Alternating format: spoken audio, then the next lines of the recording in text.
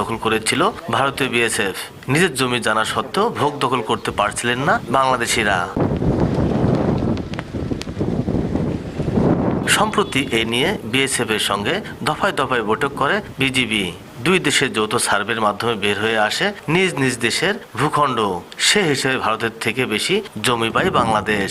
নিজেদের জমি ফিরে পাওয়ার অপেক্ষায় সীমান্তবর্তী বাংলাদেশিরা। 20-25 বছর আগে থেকে তারা ভোগ দখলে খাচ্ছে। অধিকার আছে, অধিকারটা তারা দেয় না। আমরা বর্ডারের পার দিয়ে যেতে পারি তার না গিয়ে। সরকার আমিন এসে বর্ডারটা ক্লিয়ার যায়। বিজিবি সেই জমিগুলো আমাদেরকে উদ্ধার করে দিয়েছে এবং অনেক আনন্দিত আমরা জনগণ। জমিগুলো পাই আমরা আবাদ পানি করে খাইতে পারবো বা আমাদের ছেলে সন্তানকে মানুষ করতে পারবো। বিজিবি জানায়